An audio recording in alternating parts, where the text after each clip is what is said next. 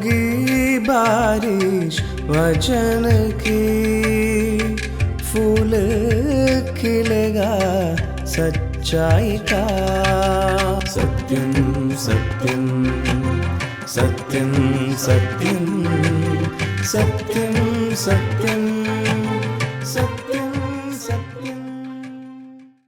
प्यारे दर्शकों, हम अगापे सुसमाचार सेवकाई की ओर से सत्यम सत्यम सत्यम कार्यक्रम के माध्यम से प्रभु यीशु मसीह का सुसमाचार आपके लिए लेके आए हैं। मेरे प्रिय श्रोताओं, आप सबको हार्दिक अभिनंदन और नमस्कार। आज मैं आपके पास एक सवाल लेकर आया हूँ और सवाल है, प्रभु यीशु मसीह आपके जीवन में क्या कर सकते हैं।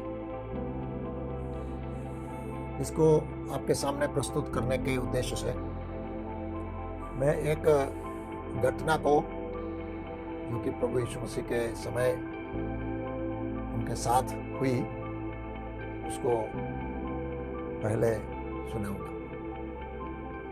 यह कोई मन गठित कहानी नहीं है। ये पवित्र शास्त्र में, बाइबल में इसका उल्लेख है और ये सच्ची घटना है और इसमें से हमें बहुत कुछ सीखने के लिए मिलता है। यूहन्ना रचित सुसमाचार अध्याय 4 में इसका वर्णन है। प्रभु यीशु अपने चेलों के साथ सामरिया देश में रहता था और चेले चले जाते हैं भोजन मंगवाने के लिए नगर से। प्रभु यीशु अकेले हो गए और दोपहर का समय था और गुरुजी एक कुएं के पास रहता था। तब वहां आई एक स्त्री जो समरिया की थी, सामरी स्त्री, जिसका नाम हम नहीं जानते। और प्रभु यीशु ने उस स्त्री से पानी मांगा। उस स्त्री ने प्रभु यीशु को एक यहूदी समझकर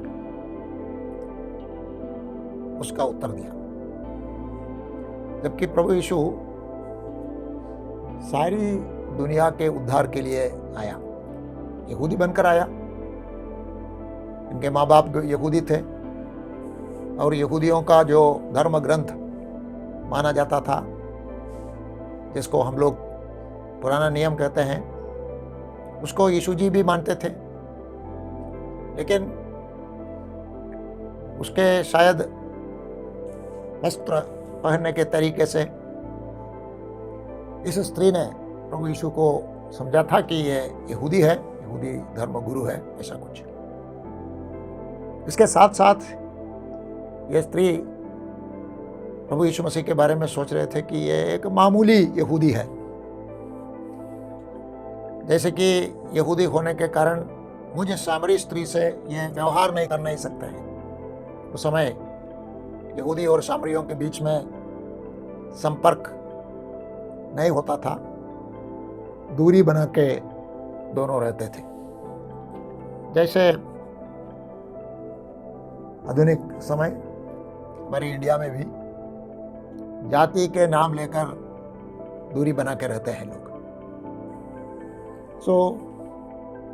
सामरी स्त्री ने प्रभु यीशु से ये बताया कि आप यहूदी हैं, मैं सामरी हूं, हमारे बीच में ऐसा कैसे हो सकता है, मेरा पानी आप कैसे पी सकते हैं।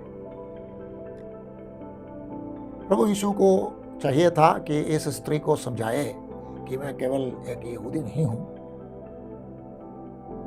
मैं स्वर्ग से आया हुआ, यहूदी गैर यहूदी सबके लिए उद्धार की आशीष देने के लिए मैं आया हुआ हूं। फिर उन दोनों के बीच में वार्तालाप शुरू हो गई। लेकिन ये स्त्री अपने अतीत को और अतीत में कुछ बातों को छिपाने की कोशिश कर रही थी। एक समय प्रभु ने कहा, जीवन का जल पाने के लिए तो तुम अपने पति को बुला कर ला। सो ये प्रभु यीशु ने ये जानकर कह रहा था कि इस स्त्री के जीवन में, पारिवारिक जीवन में, पति के संबंध में, जीवन में काफी गड़बड़ियां हैं। प्रभु यीशु को सब कुछ मालूम था। यह स्त्री अपनी कमियों को रहस्यमय रखना चाहती हुई प्रभु यीशु से कहा, मेरा कोई पति नहीं है। प्रभु यीशु ने कहा, हाँ, एक पुरुष के साथ तुम अभी रहती हो, वो पुरुष तुम्हारा पति नहीं है। यह सुनने से ये स्त्री, सामरी स्त्री चकित हो गई और उनको समझ में आया कि यह साधारण आदमी नहीं है। यह यहूदियों के रबियों में केवल एक रबी नहीं है, यह नबी है। यह सब कुछ जानता है, इसके पास ईश्वरीय ज्ञान है। फिर बातें चालू रखी उसने, दोनों ने। फिर आध्यात्मिक बातों पर आ गई कि प्रभु की आराधना, ईश्वर की उपासना कैसे होनी चाहिए, कहाँ होनी चाहिए। इस विषय को लेकर यहूदी और सामरियों के बीच में काफी मतभेद रहता था।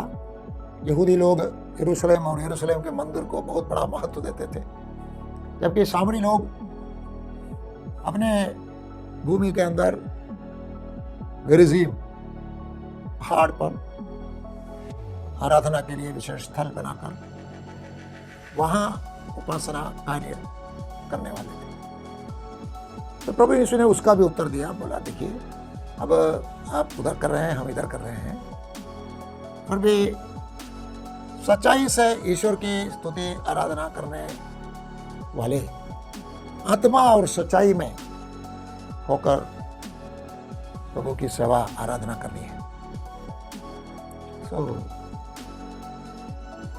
ये सब सुनकर इस सामरी स्त्री प्रभावित हो गई। उसने कहा, हाँ, मैं विश्वास करती हूं कि मसीहा आएगा और मसीहा आकर सब कुछ बता देंगे। सही शिक्षा हर विषय में मसीहा के द्वारा होगी, ये उस स्त्री ने कहा। और प्रभु यीशु के साथ संभाषण से प्रभावित होकर सामरी स्त्री बहुत उत्साह के साथ अपने गांव गई। अपने गांव में जाकर अपने सारे लोगों को बताया कि मेरी मुलाकात एक व्यक्ति से हुई, फलाना फलाना कुएं के पास, और हो सकता है वो नबी है, मसीहा है। आप लोग आइए, देखिए। मैं विश्वास करती हूं कि ये जगत का उद्धारकर्ता मसीहा है। आप लोग आकर के देखिए।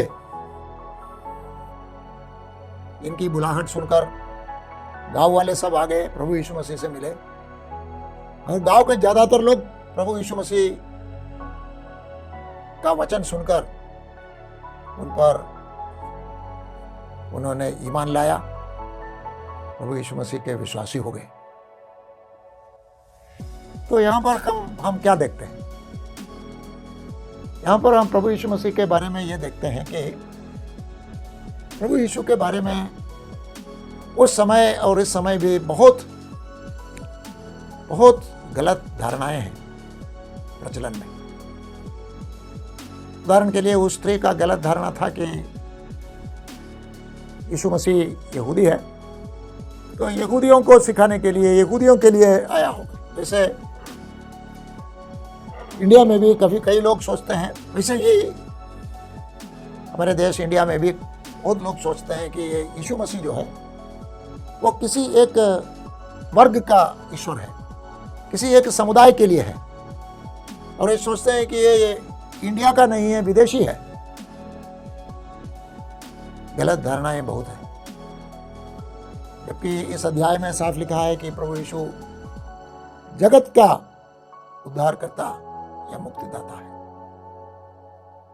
और हम इस अध्याय से सीख सकते हैं कि प्रभु यीशु के पास जब हम आते हैं, अपनी गलतियों को, अपने अतीत को, अपने पापों को छिपा के रखने का प्रयास न करें तो अच्छा है। क्यों? क्योंकि छिपाने से कोई फायदा नहीं। क्योंकि जो आप छिपा के रखना चाहते हैं वे बातें प्रभु यीशु को खूब ज्ञान है। प्रभु यीशु सर्वज्ञानी है। प्रभु यीशु हर व्यक्ति के अतीत को, वर्तमान को, दिल को, कमियों को, पापों को, और आपने जो अच्छा किया है, आपकी इच्छाओं को, आपकी अभिलाषाओं को, सब कुछ प्रभु यीशु जानता है। तो प्रभु यीशु के सामने आकर अपने जीवन में कुछ बातों को छिपाने का प्रयास करना बेवकूफ़ी है। और उतना भी नहीं है। जब हम प्रभु यीशु मसीह के पास अपने जीवन को खोलकर अंगीकार करते हुए कहते हैं, तब सारी समस्याओं का समाधान प्रभु यीशु कर सकता है। जैसे कि हम लोग एक वैद्य के पास जाते हैं तो हमारी बीमारियों के बारे में, जिसका लक्षण गुप्त हो ना हो, सब कुछ हम बता देते हैं, तभी सही इलाज होगा। वैसे ही प्रभु यीशु हमारे ऐसी बातों को जो हम छिपा के रखना चाहते हैं, उसका समाधान निकाल सकते हैं। और इस कारण प्रभु ने सामरी स्त्री के कमियों को, उनके पापों को बाहर निकाला। ये जब प्रभु यीशु के सामने सामरी स्त्री ने जब कहा कि मेरा कोई पति नहीं है, प्रभु यीशु ने क्या उत्तर दिया? यीशु जी का उत्तर था, हाँ, कि तुम सही बोल रही हो। आप एक व्यक्ति के साथ अभी पति जैसा व्यवहार कर रही है, लेकिन वो आपकी पति नहीं है। और इससे पहले 5 पुरुषों के साथ तुम रह चुकी हो। मतलब इनके जीवन में सब कुछ पिछले समय जो भी गलत कार्य इनके द्वारा हुए थे, सब कुछ प्रभु यीशु जानता था। और प्रभु यीशु ने क्यों किया? उस स्त्री के पापों का खुलासा प्रभु यीशु ने क्यों किया? क्या उसके दुख को बढ़ाने के लिए किया? क्या उसके शर्मसार जीवन को और शर्मिंदा करने के लिए किया? उसको छोटा करके दिखाने के लिए किया? ऐसा नहीं हो सकता। प्रभु यीशु एक अच्छे वैद्य के समान है, जो कि अपने सामने जो आए हुए हैं मरीज, उसकी बीमारी को ठीक से जानकर उसका इलाज करना, ठीक इलाज करना चाहते हैं। प्रभु यीशु को मालूम था कि यह स्त्री कितने बड़ी परेशानियों से गुजर रही थी। अनेक पुरुषों के साथ संबंध रखकर अभी भी गलत रीति से एक संबंध रखते हैं, तो उनके जीवन में बड़ा दुख रहा होगा और जरूर उनके जीवन में बड़ी निराशा रही होगी। तो प्रभु यीशु सब कुछ जानता था, और प्रभु यीशु इस स्त्री को पूर्ण रूप से स्वतंत्र और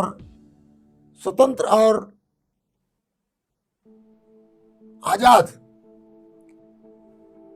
कर सकता था और करना चाहता था, करने पर थे। इस कारण प्रभु यीशु ने उसके पापों के बारे में भी चर्चा की। मेरे प्रिय भाइयों बहनों, जब आप प्रभु यीशु मसीह के पास आते हैं, ईश्वर की उपस्थिति में आते हैं, संकोच नहीं करना, निसंकोच अपने जीवन की हर बात को, कमियों को, त्रुटियों को, पापों को, गलतियों को ईश्वर के सामने, प्रभु यीशु के सामने खोलिए। प्रभु यीशु आपको शर्मिंदा नहीं करेंगे, आपको पापों की क्षमा देकर ऐसी शक्ति, सामर्थ्य और नया जीवन आपके अंदर डाल देगा कि अब जाके पापमय जीवन करना नहीं पड़े। सो प्रभु यीशु के पास यह स्त्री जो आई, उसके जीवन में जैसा परिवर्तन आया, ऐसा परिवर्तन हमारे जीवन में भी हो सकता है। सामरी स्त्री को हम जानते हैं कि वो इतना परिवर्तित हो गई और हर्ष से, आनंद से परिपूर्ण हो गई कि जल्दी ही गांव में जाकर सबको बताया। वो अपने आनंद को, अपने पास जो आनंद है उसको सीमित नहीं कर पाई, सबको बताया मेरे जीवन में उद्धार, परिवर्तन, सुधार लाने वाला एक है, आप भी आइए, उनसे मिलिए। ऐसा प्रभु यीशु मसीह की गवाही देने वाली बन गई। और 2000 साल पहले किसी गांव में रहने वाली एक पापिनी स्त्री थी, अब विश्व प्रसिद्ध हो गई और विश्व प्रसिद्ध बनकर रहेगी। जो प्रभु यीशु मसीह के राज्य में प्रवेश करेंगे, प्रभु यीशु के आगमन के समय सामरी स्त्री से वे मुलाकात करेंगे। सामरी स्त्री के साथ प्रभु यीशु मसीह की इस बातचीत और इस घटना के द्वारा हम अपने लिए बहुत कुछ सीख सकते हैं। मैं उसी को दोहराना चाहूंगा। पहली बात है कि संसार हमको बताता है कि अपने पाप को छिपा के रखो। इस कारण इस संसार के लोग क्या करते हैं, गलती तो करते हैं, लेकिन प्रयास करते हैं कि सबको बताए कि मैंने गलत नहीं किया, कोई गलत काम मैंने नहीं किया। अपनी गलती को हल्का करके दिखाना चाहते हैं, अपनी गलती को इनकारना चाहते हैं, अपनी गलती को छिपाना चाहते हैं। ये मानव के अंदर मानसिकता है।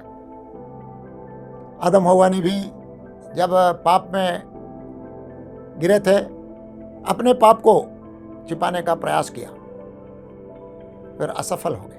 कोई भी व्यक्ति अपने पापों को हमेशा के लिए छिपाने में सफल नहीं होगा। हाँ, कुछ समय के लिए कुछ लोगों से छिपा सकते हैं, लेकिन वो दिन, वो समय आ रहा है जो कि न्याय का दिन है, जिसमें सर्वज्ञानी परम ईश्वर न्याय करेगा और उसके सामने हम सबका जीवन एक खुली पुस्तक के समान खुल जाएगा और हमारे कर्मों के अनुसार हमें न्यायानुसार प्रतिफल मिलेगा। और बाइबल कहती है, पाप की मजदूरी मृत्यु है, पाप की मजदूरी मृत्यु है। और बाइबल ये भी कहती है प्रभु यीशु मसीह के द्वारा ईश्वर का वरदान है अनंत जीवन। अनंत जीवन ईश्वर का वरदान है। जो अपने पाप को छिपा के रखते हैं वो पक्का कर लेते हैं कि उसका विनाश होगा, लेकिन जो अपने पापों को खोलकर पाप के गठरी को लेकर प्रभु के पास आते हैं और खोलकर मानते हैं, स्वीकार करते हैं, तो उनके पापों की क्षमा हो जाती है और उन्हें प्रभु यीशु आजाद कर देता है। जब हम प्रभु के पास जाएंगे, प्रभु हमें पापों से पूर्ण रूप से छुटकारा देगा। और ऐसे लोगों के लिए प्रभु एक सुनहरा भविष्य तैयार करते हैं। प्रभु यीशु के आगमन 2000 साल पहले हुआ। उसी दौरान प्रभु यीशु ने इस सुनहरा भविष्य को बनाने की क्रिया शुरू कर ली है और अब जारी है। और जब प्रभु यीशु का पुनरागमन होगा, जल्दी ही होगा, तब इस कार्य की परिसमाप्ति होगी। हमारे लिए बुद्धिमानी की बात यह है कि जितना जल्दी हो सके उतना जल्दी हम प्रभु यीशु के पास आए। सामरी स्त्री जब प्रभु यीशु के पास आई, कोई भीड़ नहीं थी। भीड़ की जरूरत नहीं है। आप अपनी कोठरी में या अपने कुएं के पास या अपने पेड़ के नीचे कहीं भी हो, एकांत में प्रभु यीशु से मुलाकात कीजिए। प्रभु यीशु जिंदा है। आप नया जीवन, पापों से क्षमा और शाश्वत जीवन प्राप्त करना चाहते हो तो प्रभु यीशु उद्धार करता है, पापियों से प्रेम करता है, आपसे बात करने के लिए अभी भी तैयार है। आपको जो भी पाप परेशान कर रहा है, आपको अपने जो भी पाप की याद आती है बार बार, खोलकर प्रभु यीशु के सामने रखिए। प्रभु यीशु आपको पापों से क्षमा देंगे और एक नया जीवन देंगे। आज से लेकर आपका जीवन खुशी से भरपूर, उत्साह से भरपूर, आशा से भरपूर एक जीवन होगा। हम लोगों ने इसका अनुभव किया है, इसलिए आपको इस नए जीवन में सहर्ष आमंत्रित करते हैं। प्रभु यीशु की जय हो। जैसे आपने सुना एक स्त्री के बारे में जिसकी ज़िंदगी पूरी उल्ट फुल्ट थी, जो अपनी ज़िंदगी अपने हिसाब से जी रही थी। उसका ना तो कोई पति था और जिसके साथ वो रहती थी वो भी उसका पति नहीं था। उसके जीवन में बदलाव लाना या उसके जीवन में कोई कार्य होना असंभव था। पर हमने देखा प्रभु यीशु मसीह ने कुछ ऐसा किया जिससे ना ही केवल वो स्त्री पर पूरा गांव उद्धार में आया। प्रभु यीशु मसीह परमेश्वर का पुत्र है। बाइबल कहती है प्रभु यीशु मसीह के द्वारा संसार बनाया गया है और जो कुछ दिखता है सब कुछ परमेश्वर की रचा गया है। यहाँ तक कि आप भी, जो काम हमारे लिए असंभव है वो परमेश्वर के लिए संभव है। परमेश्वर आपकी ज़िंदगी को बदल सकता है। उसके लिए परमेश्वर ने प्रभु यीशु मसीह को इस धरती पर बेचकर आपके पापों के लिए उनका जान को क्रूस पर देकर मृत्यु में से तीसरे दिन जी उठा है। ये बात सच है कि पाप का क्षमा के लिए पूरी दुनिया भाग दौड़ में लगी है। यहाँ तक कि उनके दिल में जो दोष है वो किसी तरह हटाना चाहती है, पर यह असंभव है उनके लिए। बाइबल हमें बताती है परमेश्वर ने वो कर दिखाया। परमेश्वर ने आपका पाप का क्षमा के लिए क्रूस पे अपना जान देकर आपको क्षमा दिया है। आपको केवल प्रभु यीशु मसीह पे विश्वास करना है। अगर आप प्रभु यीशु मसीह पे विश्वास करते हैं तो आपको पाप का क्षमा मिलता है। प्रभु यीशु मसीह आपका जीवन में बहुत कुछ कर सकता है, पर सबसे पहले पाप का क्षमा से शुरुआत करना चाहता है, क्योंकि पाप का क्षमा के बिना आप परमेश्वर के सामने कदापि ही खड़े नहीं रह सकते।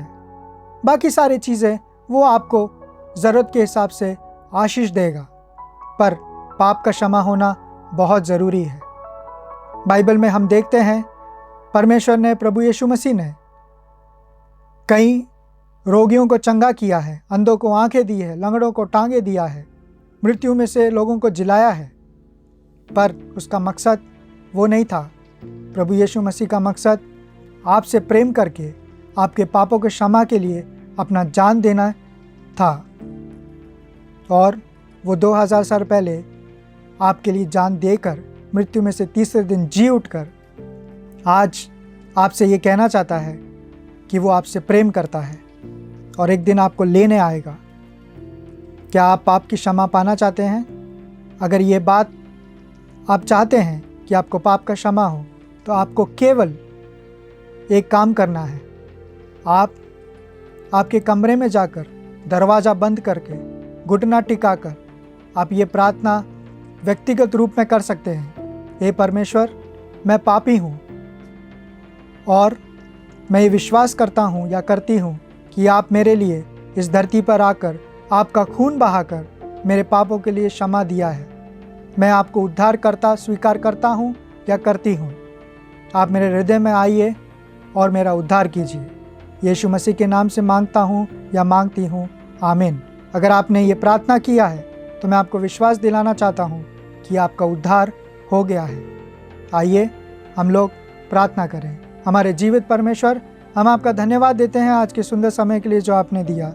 जिन लोगों ने परमेश्वर ये प्रार्थना की है, आप उनके हृदय में काम कीजिए और उन्हें आप आशीषित कीजिए परमेश्वर। उनका जीवन में आप जो सोचा है वो आप कीजिए, ताकि आपका महिमा हो परमेश्वर। ये छोटी सी विनती, प्रार्थना और धन्यवाद यीशु मसीह के नाम से मांगते और चढ़ाते हैं। सुनिए और कबूल कीजिए पिता, आमीन। हम आशा करते हैं कि ये संदेश आपके लिए आशीष का कारण बना है। यदि आप प्रभु यीशु मसीह के बारे में या बाइबल के बातें के विषयों के बारे में अधिक जानकारी लेना चाहते हैं, या आपके समस्या के बारे में आप प्रार्थना रखना चाहते हैं, या कोई सुझाव हमारे पास बताना चाहते हैं, तो हमारे पते पे आप ज़रूर लिखिए। हमारा पता है अगापे गॉस्पेल मिनिस्ट्री, 87 मैत्री नगर, कोलम 691002। हमारा ईमेल आईडी है satyamsatyamai@gmail.com। आप हमें फ़ोन या व्हाट्सएप के माध्यम से भी संपर्क कर सकते हैं। हमारा फ़ोन नंबर है 9645236648।